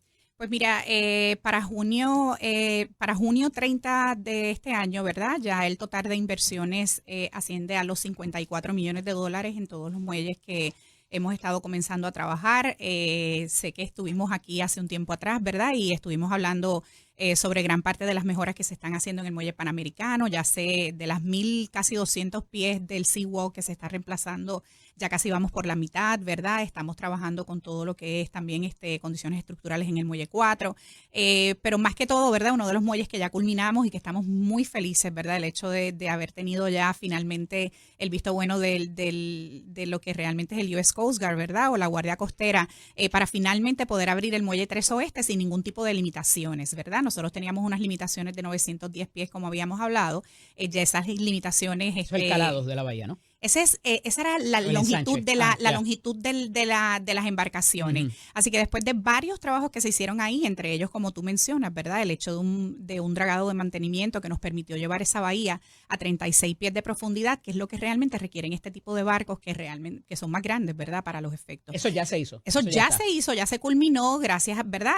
Todos los procesos con la Guardia Costera culminaron también. Ya nosotros tenemos ese muelle 3 Oeste abierto sin ningún tipo de limitaciones y casualmente la semana pasada llegó la primera embarcación clase Oasis, ¿verdad? De Royal Caribbean a San Juan el miércoles pasado con casi 7,000 pasajeros a bordo. Y mañana, ¿verdad? Por eso es que realmente es un día mañana muy especial. Mañana regresa el Icon a casa, regresa el viejo San Juan, que sabemos que obviamente había tenido que enviarse a Ponce porque no estábamos listos. Ese fue el barco que en las primeras 3 paradas realmente en San Juan tuvo que ir a Ponce. Uh-huh. Ya el muelle de San Juan está listo para recibir este tipo de embarcaciones. Cumplimos obviamente con todas las solicitudes que nos hizo la línea de cruceros, incluyendo lo que y esa todavía estamos trabajando, la verdad, culminándola, incluyendo lo que es la cobertura de una plataforma para poder entonces tener la capacidad en los muelles de San Juan de poder abrir esa cuarta puerta, ¿verdad? Que requieren esos barcos que, pues como mencionamos, son más grandes. Así que estamos contentos, ya tenemos la capacidad de recibir lo que es esta nueva generación de barcos, porque siempre me gusta mencionarlo así. Puerto Rico necesitaba moverse a esa segunda fase, ¿verdad? Entrar y poder tener la capacidad de que estructuralmente nosotros teníamos todo lo necesario para poder comenzar a recibir esa nueva generación de barcos que, como tú sabes, Eddie, son más grandes cada vez. Ya no son barcos de 3,000 y 4,000 pasajeros, ya son barcos de casi 8,000 pasajeros, más de 1,000 pies, 1,200 pies de longitud, ¿verdad? Calados de 36 pies, 34, 36 pies. Así que estamos bien contentos de que finalmente San Juan va a poder comenzar a recibir ese tipo de embarcaciones. Con lo que hay actualmente, Clary, la infraestructura que tenemos ahora mismo portuaria, ¿podemos recibir cuántos cruceros a la vez con lo que tenemos actualmente, más allá de lo que se va a hacer más adelante? Actualmente tenemos la capacidad de recibir 5 cruceros. 5. A partir de lo que va a ser la temporada 25-26, que la temporada de cruceros por lo regular corre entre octubre ¿Cuándo se fría en el norte? Sí, exacto. Entre octubre a abril 30, ¿verdad? Dentro de ese proceso este año, nosotros vamos a poder añadir un berthing adicional por unos cambios que estamos haciendo en el itinerario de construcción. ¿Y por qué estos cambios? Pues porque tenemos una demanda bastante alta en términos de la cantidad de barcos que se tienen previstos para llegar durante esta temporada. Y para nosotros poder asegurarnos de cumplir con todos ellos, pues entonces nosotros vamos a trabajar un poco o a retrasar un poco a lo mejor parte de la construcción prevista en uno de los Panamericanos para entonces comenzarla una vez culminemos lo que es la temporada alta de cruceros. Esto nos va a permitir poder cumplir, ¿verdad? Con la solicitud de calados que hemos tenido de todas las líneas de cruceros. De esa capacidad que tenemos, ¿cuántos estamos recibiendo? ¿Estamos maximizando el espacio? Estamos maximizando en lo que realmente es 2025. Nosotros esperamos terminar nuevamente, ¿verdad? Puerto Rico siempre ha tenido lo que es un high season y una temporada un poco más bajo. Que no es ahora realmente, exacto. Y es lo normal, ¿verdad? Muchas de estas líneas de crucero lo que hacen es que realmente reposicionan estos barcos hacia Europa, ¿verdad? U otros destinos. Y es parte de la forma en la que funciona, ¿verdad? Y los mecanismos de cómo realmente trabaja la industria de cruceros. Pero pudiéramos concluir que si está siendo buena hora, cuando venga la etapa alta va a ser aún mejor, ¿no? Estoy completamente de acuerdo contigo. Y la realidad es que una de las cosas que nosotros estamos buscando es de qué forma que ya se había logrado. Nosotros tenemos todo el año realmente un barco base de Royal Caribbean. ¿Cómo podemos continuar realmente de alguna forma incrementando esas posibilidades para San Juan, ¿verdad? At the end of the day, y así es la forma en la que lo vemos, ¿verdad, Eddie? Nosotros estamos bien contentos por el día de mañana. Mañana, en adición al Icon, nosotros tenemos a Carnival con otro barco en el Muelle 4. Son casi 16,000 pasajeros que nosotros vamos a tener mañana en el Viejo San Juan.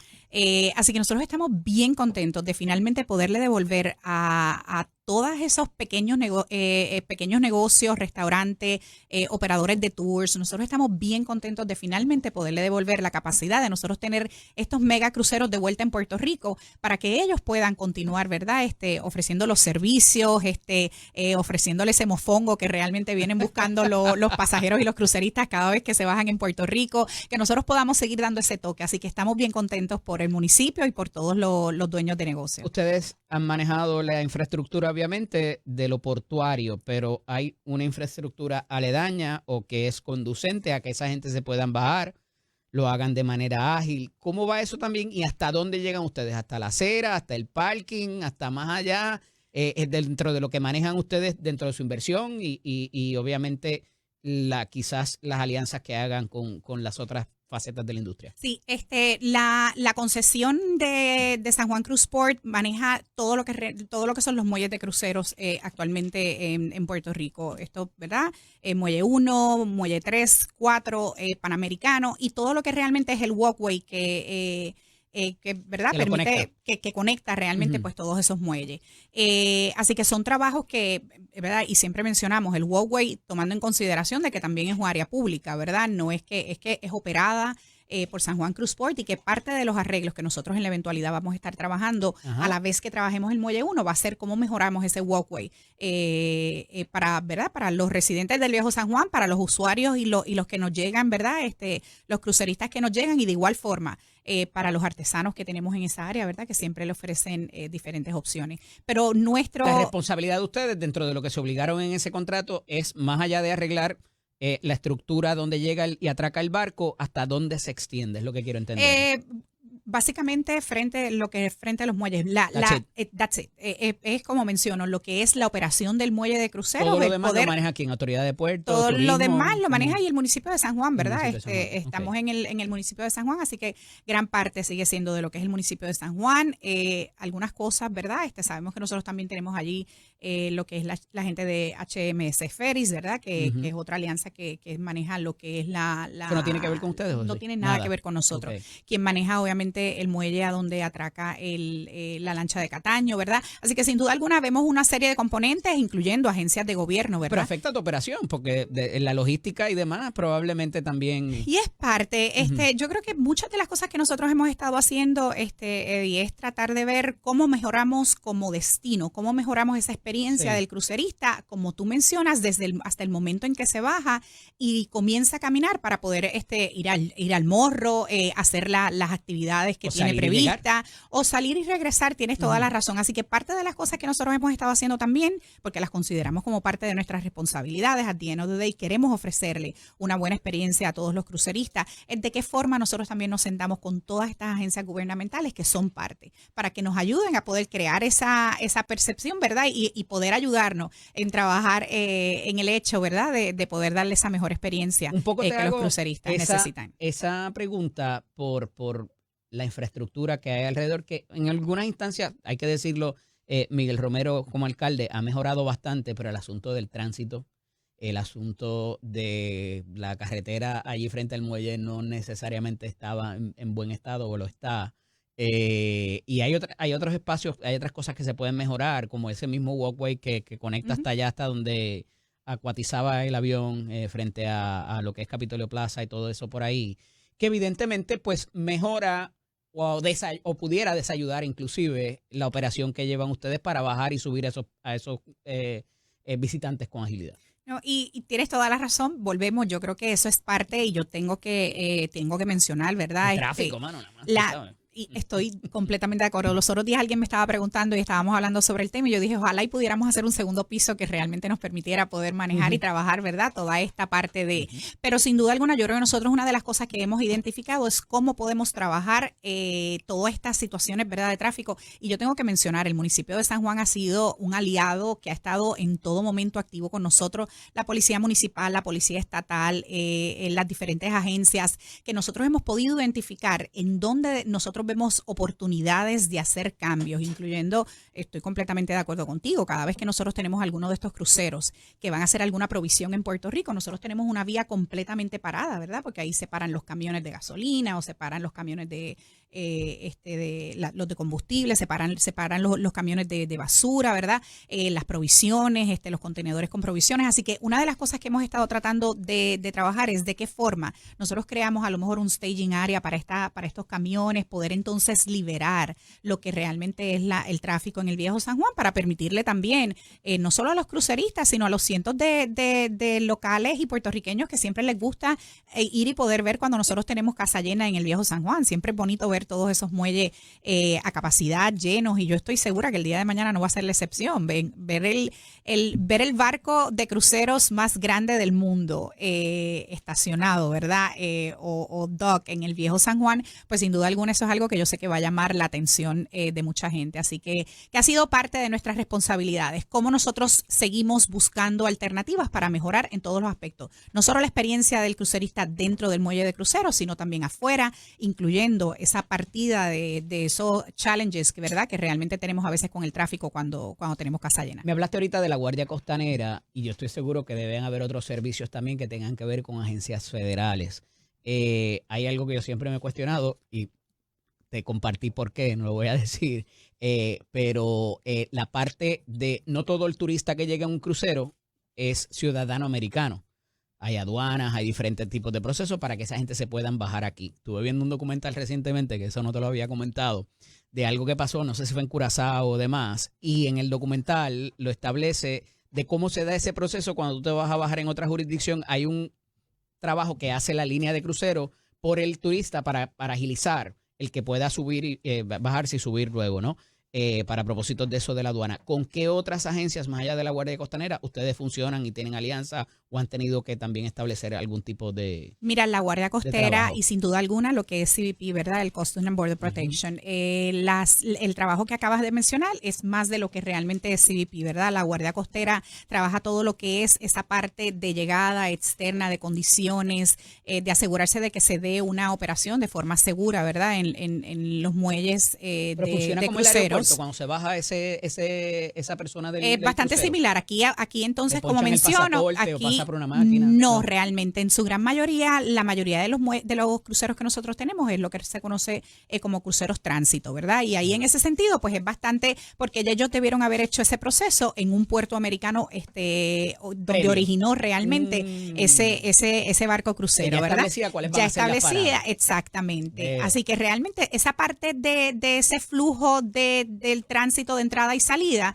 pues es un poco más fácil. Claro, es distinto cuando entonces estamos hablando de puertos base, porque ahí sí hay una serie de trabajos adicionales que se tienen que hacer, ¿verdad? Por parte. Pero en ese sentido, trabajando con lo que es el crucerista, en términos de esos cruceristas internacionales que están a bordo de los barcos, es más lo que es el CBP o el Customs and Border Protection, las aduanas, que entran entonces en vigor. No es ninguna conversación secreta que yo he tenido con Clarice, se los revelo, es que yo nunca me he ido de cruceros, o hay cosas que yo no sé cómo funcionan y ella sí sabe cómo funcionan, porque obviamente tiene que ver con la operación de lo que va a requerir mínimamente como infraestructura esa compañía de cruceros cuando trae sus pasajeros. Y trabajos en conjunto, o sea, son alianzas con todas estas agencias federales, sin duda alguna, tanto federales como estatales, pero sin duda alguna parte de nuestro trabajo es cómo facilitamos definitivamente esos procesos para estas agencias, para que ese flujo de cruceristas pues sea de una forma óptima. Mínimamente una mesa plegable tienen que ponerla allí para pero imagínate, es que eso, tú sabes que eso es lo menos.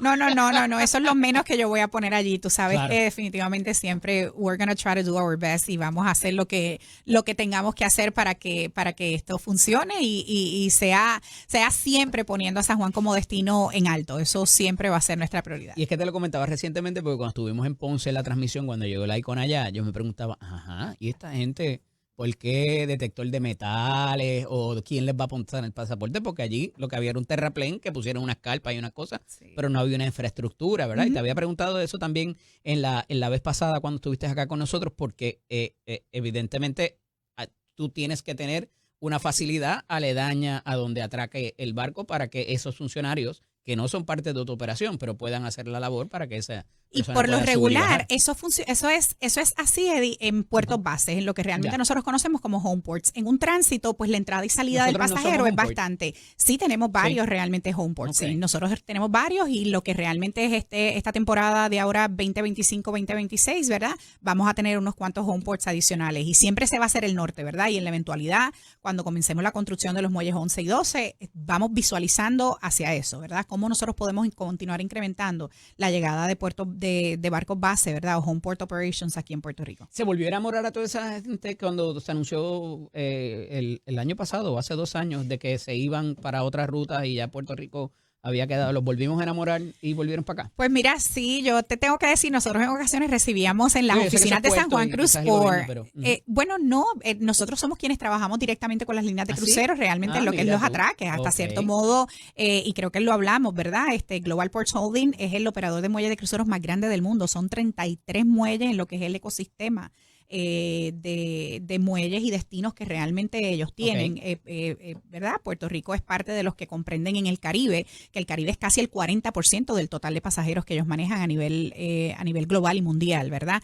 Y hasta cierto modo, pues parte de nuestros trabajos es cuando estamos enfrente de estas líneas de cruceros, y creo que te lo comenté la otra vez que estuvimos. Nosotros estamos viendo esa confianza de vuelta de las líneas de crucero en términos de las condiciones de los muelles, las mejoras estructurales, por ahí vienen 2 passenger Transbording Bridge, ¿verdad? Que vienen desde España, que deben estar conectados en el muelle panamericano previo a lo que sea el comienzo de este season ahora que comienza en octubre. Así que nosotros estamos viendo esa confianza nuevamente en San Juan como destino. Pero eso no cayó del cielo, eso no pasó de que alguien allá se metió, mira qué bonito Puerto Rico. Alguien tuvo que ir y decirle, mira todas las bondades que tienen, mira la inversión que estamos haciendo. Ustedes son parte de ese esfuerzo, yo me sospecharía. Claro, nosotros estamos cada trimestre, esta servidora está frente a las líneas de crucero. Y tú te sientas con los representantes de ellos. Para poder dejarles saber en dónde están realmente los trabajos de mejoras que se han estado llevando, hacia dónde vamos encaminados, cuáles son las expectativas en términos futuros, ¿verdad? Cada trimestre yo hago todo lo posible y hasta ahora hemos podido cumplir desde que comencé el año pasado en estar frente de las líneas de crucero para poder entonces hacer la actualización a todas las líneas de crucero sobre las mejoras que se están haciendo. Claro, de vez en cuando el marciano baja y le tratamos de explicar ciertas cosas. La gente está viendo, ¿verdad? Y le informamos que ustedes como compañía hacen unas inversiones millonarias en la infraestructura de Puerto Rico. Y aún el marciano que no conoce ciertas cosas dice, pero ¿a cuenta de qué? ¿De dónde ganan esta gente? Cuando el barco llega y atraca, ustedes le cobran un fee, es el gobierno que les paga. ¿Cómo es rentable esa operación siendo un operador privado y no siendo parte del gobierno? Bueno, a nosotros venir a tomar lo que es la concesión de los muelles de cruceros, ¿verdad? Pues entonces todo lo que es ese fee de dockage, ese fee de pasajero, pues pasa realmente a lo que es... Igual que cuando aterrizan los aviones en un aeropuerto. Exactamente. Pasa a lo que realmente es parte de las funciones de San Juan Cruzport, ¿verdad? Nosotros nos corresponde ahora lo que es el cobro de todos esos servicios, ¿verdad? Que definitivamente lo que nos permite, hasta cierto modo, ¿verdad? Pues poder comenzar a hacer las inversiones que se están haciendo. Directamente a las compañías de cruceros. Completamente directamente a las compañías de cruceros, sin duda alguna, y es como hemos hablado. Los años iniciales de esta concesión van a requerir mucha inversión de capital, mucha, porque las condiciones de los muelles de cruceros. Necesariamente lo que me estás diciendo. El return of investment no va a estar ahí, Eddie, sin duda alguna. Al cabo de mediano largo plazo va a estar, porque sin duda alguna la condición de mantenimiento y de estructura de los muelles de cruceros en el momento en el que entra San Juan Cruzport a tomar esta concesión eran unas estructuras que necesitaban mucho dinero. Volvemos. Nosotros llevamos un año y medio nada más y ya son son 54 millones. Esta primera fase que comprende hasta septiembre 2026 se tiene una expectativa de 110 millones, posiblemente hasta más, ¿verdad? Y así sucesivamente, ¿verdad? Según entonces el remanente de las fases se sigan entonces trabajando y determinando en términos de cuál va a ser la inyección de capital que se va. Pero ese return of investment no está durante esos primeros años. Es un compromiso por parte del concesionario y del privatizador en asegurarse de que las condiciones de los muelles... Ustedes cuando tomaron ese contrato están conscientes de eso porque lo han hecho en otras jurisdicciones antes. ¿Y saben cómo funciona eso? ¿Sabes qué? Yo no puedo decirte, ¿verdad? Yo comencé luego de que esta concesión cerrara, pero si me preguntas, yo te diría, Eddie, yo creo que han habido muchas sorpresas. A lo mejor de las condiciones reales luego de, ¿verdad? A lo mejor, ¿verdad? Aquí se trabajó en términos de unas posibles condiciones, pero pues si me haces la pregunta, yo estoy segura de que las condiciones actuales pues fueron diferentes a las expectativas, ¿verdad? Que a lo mejor se tenían y estamos conscientes de que de alguna forma a lo mejor estas proyecciones iniciales de inyección de capital aún van a ser más, ¿verdad? Y a lo mejor el Muelle 3 es un ejemplo. El Muelle 3 no necesariamente era un muelle. ¿Qué es eso el Muelle 3? ¿Dónde queda? El Muelle 3 es el que está justo al lado del Muelle 2. Entre el 2 y el 1. Ya. No, el Muelle 3 es el muelle el que estamos hablando, es el muelle que es el muelle que permite la llegada de megacruceros a Puerto Rico, es el muelle que ¿verdad? Frente a que al lado además del muelle 2, que queda está cerca de Hacienda y lo que es el Hotel Rumbao allí en el Viejo San Juan. Y entonces el muelle 3, por darte un ejemplo, el muelle 3 no era uno de los muelles que estaba previsto para hacer mejoras sustanciales dentro de esta primera fase. Cuando nosotros llegamos ahí es que nos encontramos el que el dragado no estaba a la necesidad que tenían estos megacruceros para entonces venir a Puerto Rico. Nos encontramos con una necesidad de mantenimientos en lo que realmente eran las vitas, ¿verdad? Las vitas es de donde se amarra el barco, ¿verdad? Una serie de mantenimientos que eran necesarios poder llevarlos a cabo para que nosotros pudiéramos traer estos megacruceros a Puerto Rico. Así que de un muelle que a lo mejor no teníamos previsto, pues son casi 11 millones de dólares invertidos en ese muelle, ¿verdad? En menos de 8 meses. Y eso no estaba previsto cuando ustedes hicieron eso el due no estaba diligence. previsto. Eso se tuvo que hacer realmente Porque para se poder. encontraron con esa sorpresita ahí. Y para poder traer megacruceros a Puerto Rico era una necesidad para poder hacerlo. Y el compromiso, volvemos, con Puerto Rico está ahí y es un compromiso también con las líneas de crucero. Nosotros, como menciono, esto es un ecosistema. Son 33 muelles alrededor del mundo que todas esas líneas de crucero visitan como parte de los destinos que Global Ports Holdings maneja alrededor del mundo. Cuando el barco atraca, necesita de ciertos servicios también. ¿Cuánto ustedes participan o no de ese tipo de servicios, de reabastecer el barco con agua o con comida o vaciarle los inodoros, qué sé yo, de todo ese tipo de servicios que el barco requiere, igual que los aviones cuando aterrizan? San Juan Cruise Port no trabaja, esos son todos privados. Operadores locales que ofrecen esos servicios. En su gran mayoría, muchos de esos servicios se hacen a través de lo que se conoce como un agente de crucero. Ya. El barco por lo regular tiene un agente de crucero que es quien se encarga de hacer ese proceso de clearance con las agencias federales, para que el barco pueda entrar, coordinar el hecho de que si tienen provisiones, si vienen a descargar, ¿verdad? A vaciar, tomar basura, a coger combustible, cualquiera sea de los servicios necesarios. Sí, a veces hasta servicios médicos, la realidad. Sí, esa sí lo tengo. En ocasiones realmente se necesitan servicios médicos. Ese agente de cruceros, que la realidad es que para tengo que mencionar. Y para cruz. Exactamente. Ese agente de cruceros que tengo que mencionar que hace un trabajo, ¿verdad? Crítico para lo que es la línea de crucero, pues es que se encarga de coordinar todos esos detalles y pormenores. Son compañías locales que hacen esos servicios. Sí, es como un concierge service que se Más dedica o menos a eso. por verlo Conozco así, a uno sí. de ellos. Tenemos un amigo en común que se dedica a eso. Sí. O se dedicaba, no sé si todavía lo está haciendo, pero evidentemente como ese crew está todo el tiempo viajando, a veces tienen que ir al dentista, tienen que ir a... Imagínate, ¿verdad? y eso sin mencionar que a veces, ¿verdad? Se pasa bien dentro del barco y pues a lo mejor se pasaron de el party quedó y todo bueno, eso, la así noche que anterior, cualquier necesidad que tenga realmente el crucero, pues por lo regular es atendida por los agentes de cruceros y ellos se encargan de esos el detalles. aspecto de seguridad, ¿también ustedes están envueltos en eso? En el aspecto de seguridad dentro de lo que es el terminal, sí. De todas formas, muchas de las líneas de crucero tienen algunos servicios adicionales ya coordinados y previstos, pero lo que es el aspecto de seguridad y la seguridad dentro de los muelles, sí es algo que nos corresponde a nosotros. Nosotros tenemos Una contrato. vez la persona se baja del barco y pisa el muelle, ya entonces Ya el aspecto de seguridad. ahí hay un personal de nosotros. Nosotros tenemos lo que se conoce también como un FSO, ¿verdad? Que es un oficial de seguridad en el muelle, que es quien se encarga de que definitivamente pues se cumpla con todas las expectativas, tomando en consideración de que eso es una entidad o eso es unas facilidades federales reguladas federalmente. Interesante, Clary, porque verdad muchas veces pensamos en esto cuando lo experimentamos. Hay gente como yo que no lo hemos experimentado, pero es algo que tiene mucho sentido. Yo voy a tener que ver qué hago porque tú te tienes que montar en un crucero. Esto hay que hacer. Ya yo te dije lo que tienes que hacer. Otro día hablamos de eso. Gracias por el regalo, que ya veo la bolsa ahí. Sí, siempre. Ustedes saben que yo no puedo llegar. Yo no puedo llegar con las manos vacías, así que ahí les dejamos algunas donitas para todo el crew, y toca las puertas para que los muchachos después en el lado no se sientan celosos, así que traímos un poquito para todo el mundo. La gente del circo y de también el despelote, claro, Bulbu y Rocky que están ahí al lado.